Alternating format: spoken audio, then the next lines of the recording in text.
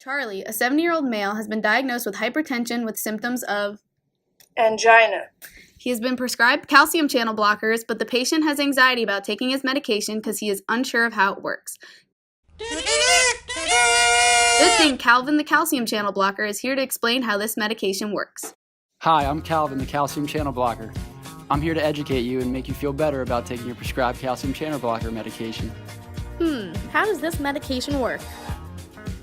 Calcium channel blockers inhibit the voltage-dependent L-type calcium channel of cardiac and vascular smooth and muscle cells. By inhibiting the influx of calcium into the cell, a negative inotropic effect is created and the smooth muscle cells relax and vasodilate. They relax arterial smooth muscle, depress the rate of the sinus node pacemaker, slow AV conduction, and decrease heart rate. Well, why do I need to take this pill?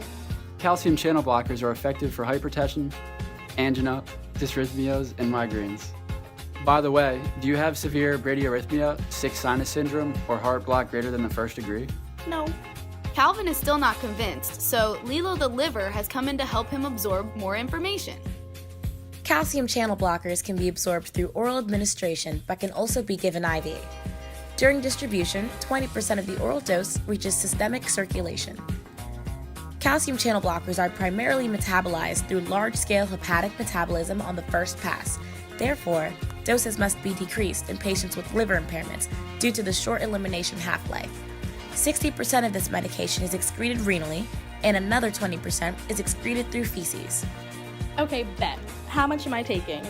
Hi, I'm Nurse Joy. I heard you had questions about the dosages of the medications. Here's what you need to know. There are two major kinds of calcium channel blockers, verapamil and nifedipine. For verapamil, there are immediate and sustained release formulas. Immediate release tablets come in 40, 80, and 120 milligrams. The usual dose for angina is 80 to 120 milligrams 3 times a day, while the dose for hypertension is 80 milligrams 3 times a day. The sustained release formula comes in 120, 180, and 240 milligrams. The second major type of calcium channel blockers is nifedipine. The immediate release capsules come in 10 and 20 milligrams. The maintenance dose for angina is 10 to 20 milligrams 3 times a day. The sustained release capsules come in 30, 60, and 90 milligrams. The usual dose for hypertension is 30 milligrams once a day. Hi Charlie, I've heard you had some concerns about taking your medication. I'm going to educate you on some things you should know before you decide to take this.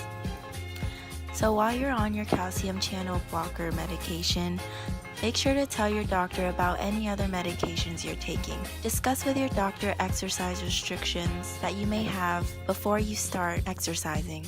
Don't crush or chew your extended release calcium channel blockers. Avoid smoking while on these medications because they may cause rapid heartbeats. Make sure to practice good dental hygiene while you're on this medication to prevent tenderness, bleeding, or gingival hyperplasia. While you're on this medication, make sure to take it with a meal to protect your stomach, but remember to not take it with grapefruit juice. After you're done taking your medications, contact your healthcare provider if your chest pain doesn't improve. Some side effects may include constipation, headache, palpitations, dizziness, rash, drowsiness, flushing, nausea, and swelling in the feet and lower legs. Call your doctor right away if you feel faint or have very bad dizziness, have a faster than normal heartbeat, experience chest pain more often, or it becomes worse. Notice a sudden increase in your weight, have swelling in your face, eyes, lips, tongue, arms, or legs, develop a skin rash, or have difficulty breathing. Okay, Charlie, before we get you this medication, we need to do some lab monitoring. The labs the nurse is assessing are a baseline ECG that will be monitored throughout the duration of the medication.